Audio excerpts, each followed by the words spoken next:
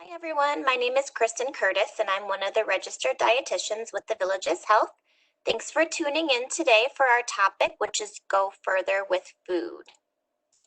Some of the objectives for today, we're going to look at the 6 tips to have successful meal planning, as well as look at ways to save time in the kitchen, tips for grocery shopping, and then we're going to practice building a weekly meal plan. So the 6 tips for success. Before making your grocery list, it's important to write down the meals that you want to make for the week. Buying for the week means that you'll make fewer trips to the grocery store and buy only the items that you need. So the first step here is to see what you already have on hand. So not only is this a money saver, but also a time saver. Look in your freezer, the cabinets, the refrigerator, and make a note of what you have on hand so you can use these items in the upcoming weeks. There's no sense on buying things that you already have and creating more clutter in your fridge, freezer, and pantry. The next step is to use a worksheet to plan your meals. There's plenty of different worksheets out there that are free to download, or even just using a regular calendar, but you'll see the one that I have used coming up here in a couple of slides. But when you can look at things in black and white on a piece of paper or on your computer, it helps to have that meal plan come into play. The third thing is to create a list of the recipes that you want to try.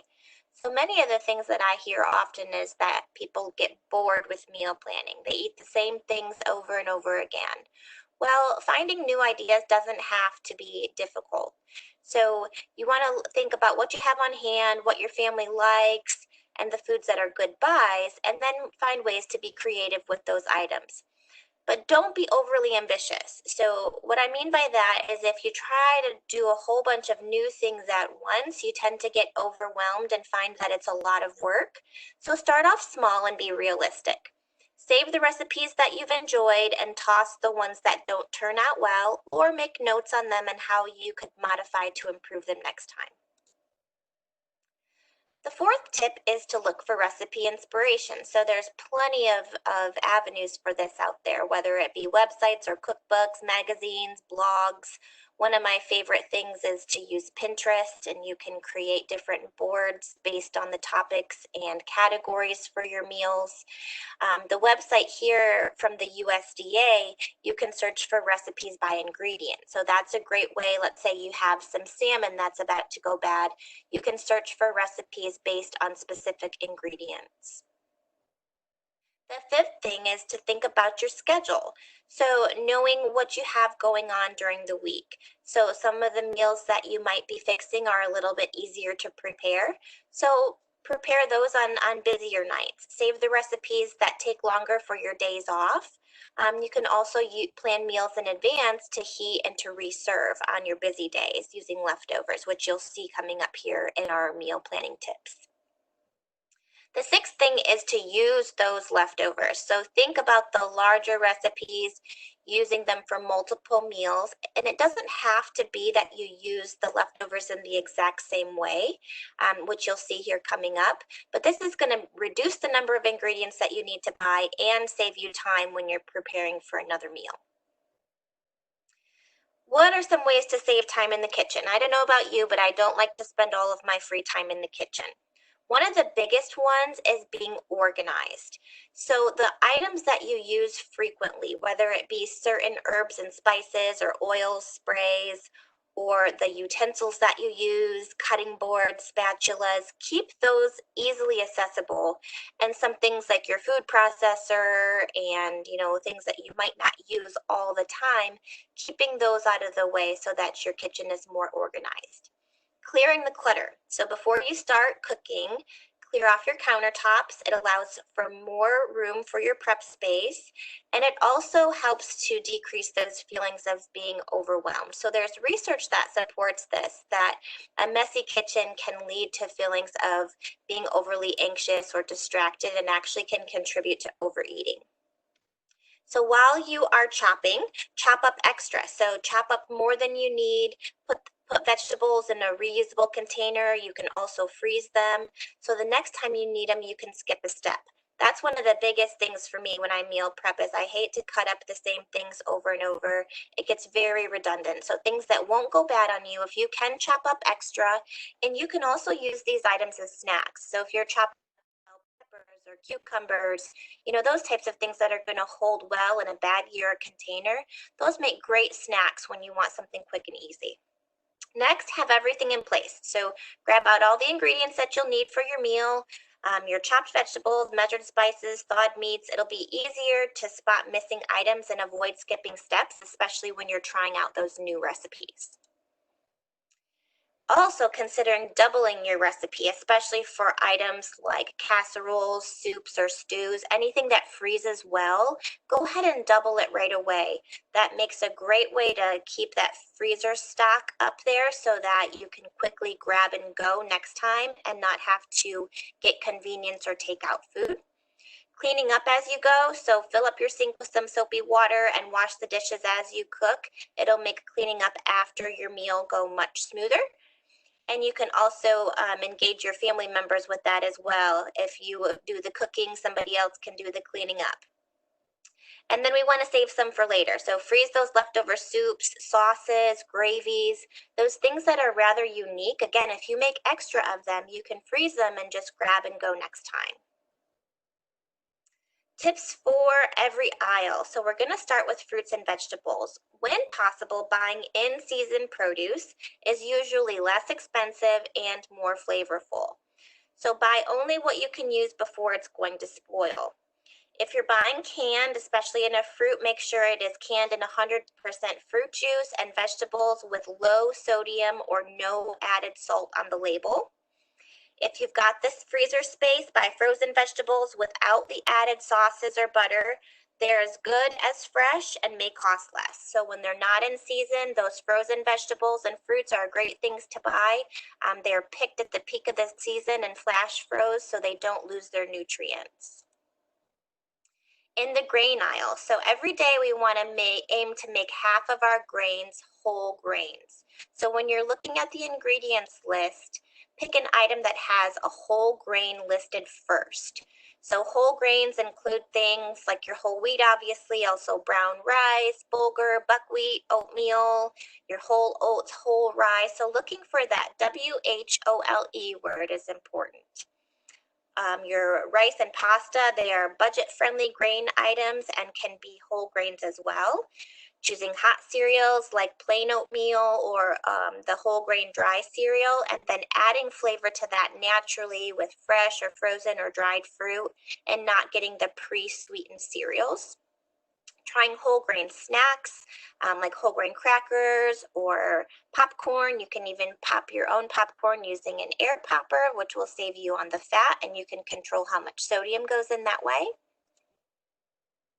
When we're shopping for our protein, so if cost is an issue, and also to consider plant-based protein, your beans and peas are great sources of plant-based protein. They're good sources of fiber. Many people consider them as a side dish, but they can be used as a main dish for a more plant-based meal.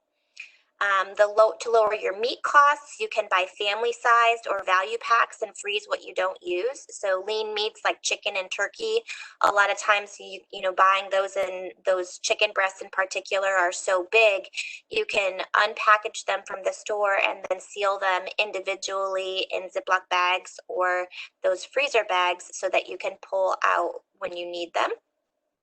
Seafood, so the recommendation is we should eat fish or seafood at least twice a week. It doesn't have to be expensive. Again, if thinking about things like canned tuna and salmon, sardines, those are all, those count towards a seafood option and are low cost. Eggs are a great complete protein. They're low cost and very easy to prepare and can be prepared in a variety of different ways. Having breakfast for dinner is something that tends to be fun in my household. In the dairy aisle, we want to opt for our low-fat or fat-free dairy products. They give you just as much calcium but fewer calories than the whole or 2%. Buying the larger size of a low-fat plain yogurt, especially Greek yogurt, instead of the individual flavored yogurts, it's going to save you on your sugars, and then you can get a serving of fruit in that way.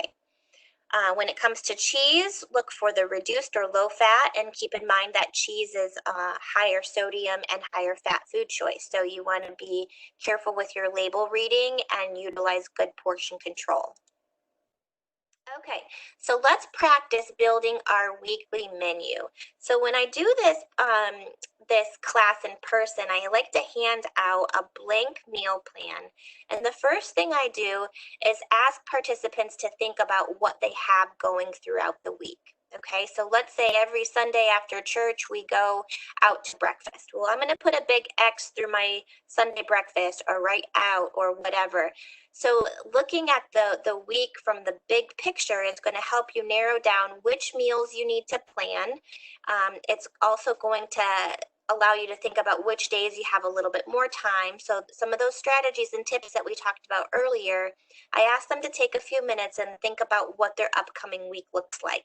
Then we start filling in the gaps. So this is the one that we had created here. So you can see that there's a full 7 days.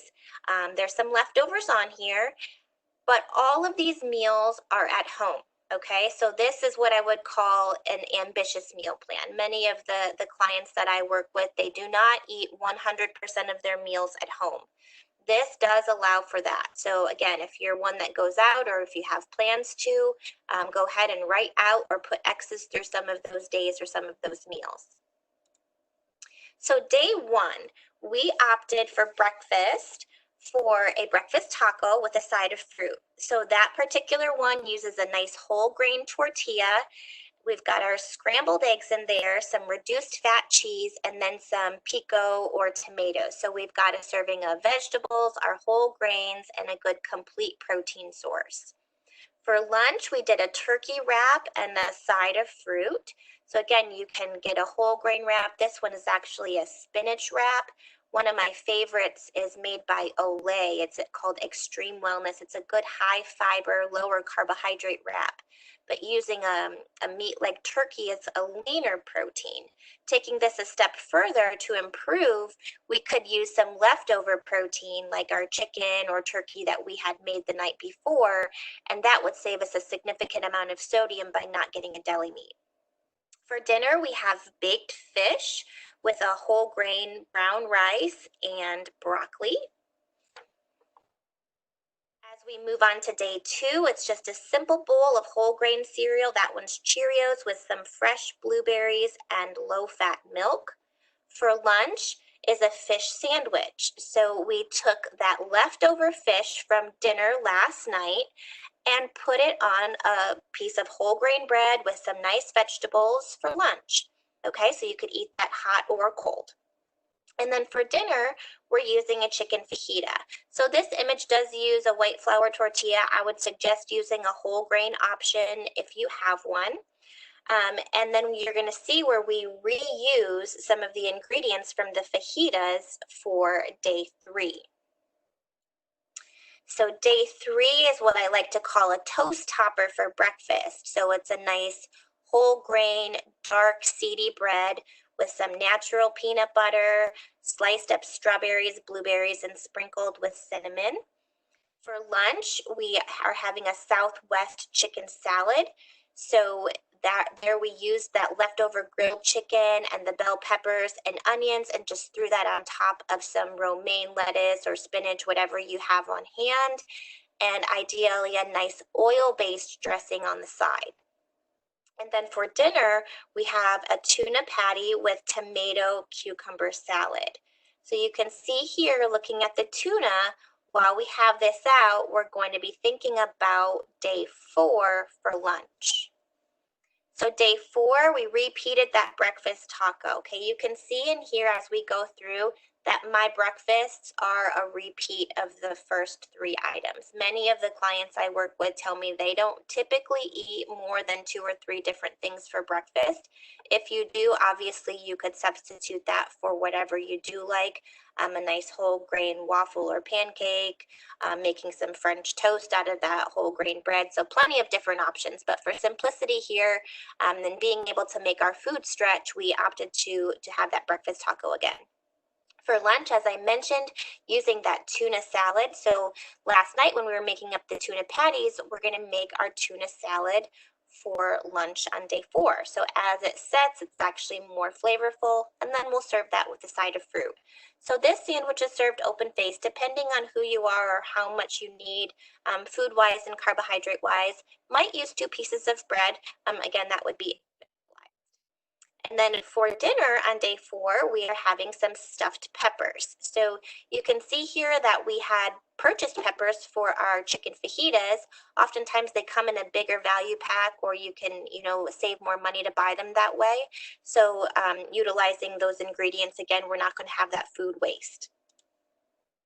Moving on to day 5, again, it's another bowl of cereal. It could be there that you had oatmeal, overnight oats, a different type of whole grain cereal, or really any other breakfast.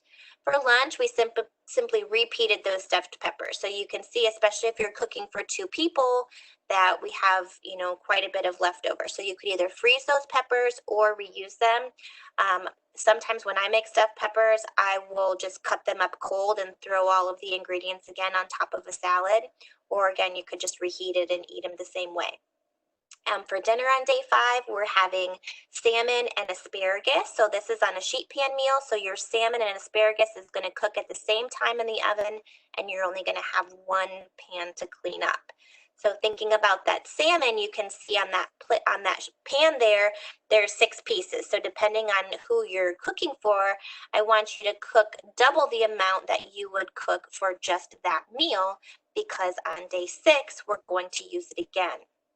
So the toast topper, again, we could use that a different way. One of my other favorites is avocado toast, which you can season in a lot of different ways.